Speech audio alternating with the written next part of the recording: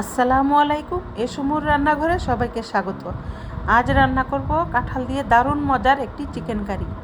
এখানে কাঁঠালগুলোকে আগে আমি কেটে তারপরে ধুয়ে পানিগুলোকে ঝরিয়ে নিয়েছিলাম।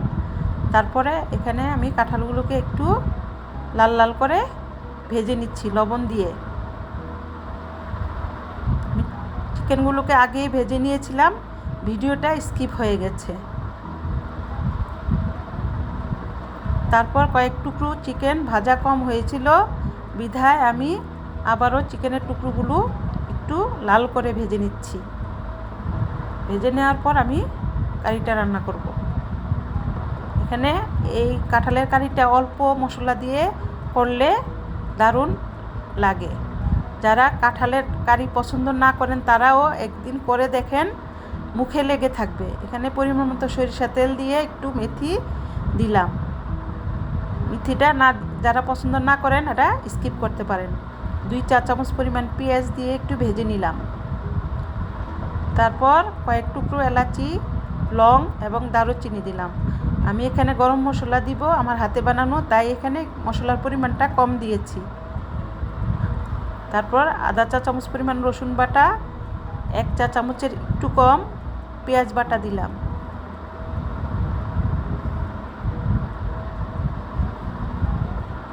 তারপর পরিমাণ মতো হলুদের গুঁড়ো, মরিচের গুঁড়ো দিলাম। তারপর পরিমাণ মতো স্বাদ মতো লবণ দিয়ে এগুলি মশলাগুলোকে কষিয়ে নিব। একটু ধনিয়ার গুঁড়োও দিলাম। যারা পছন্দ না করেন তারাও করে দেখেন, এই রেসিপিটি দারুণ লাগবে। জিরার গুঁড়া দিলাম। দিয়ে মশলাটা কষানোর পরে আমি চিকেন এবং কাঁঠালগুলো দিয়ে দিব। যেহেতু চিকেনটা আগ থেকে একটু ভেজে নিয়েছি কড়া করে, এই জন্য এখানে কষাবো কম।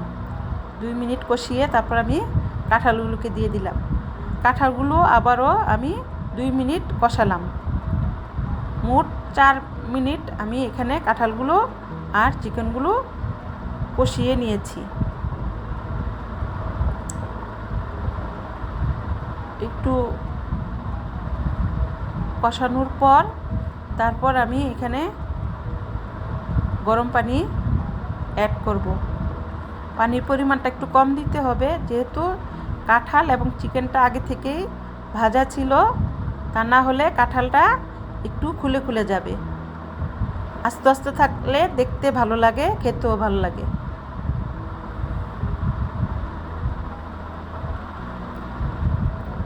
দারুণ মজার একটি কাঁঠালের রেসিপি, একবার করেই দেখুন না। এখানে আমার হাতে বানানো গরম মশলা ছিল, সেটা আমি অ্যাড করলাম। নামানোর আগে আবারও একটু গরম মশলা দিব।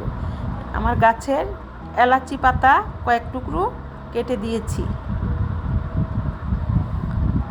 বাচ্চারাও এই কারিটা পছন্দ করবে, একটু করে দেখুন। নামানোর আগে আবারও একটু গরম মশলা দিলাম। আমার ভুল ত্রুটিগুলো ক্ষমা দৃষ্টিতে দেখবেন। ভালো লাগলে লাইক, কমেন্ট এবং সাবস্ক্রাইব করবেন। অনেক মজার একটি রেসিপি, খেয়ে দেখুন, দারুণ লাগবে। সবাইকে আমার অনেক অনেক শুভেচ্ছা এবং ধন্যবাদ।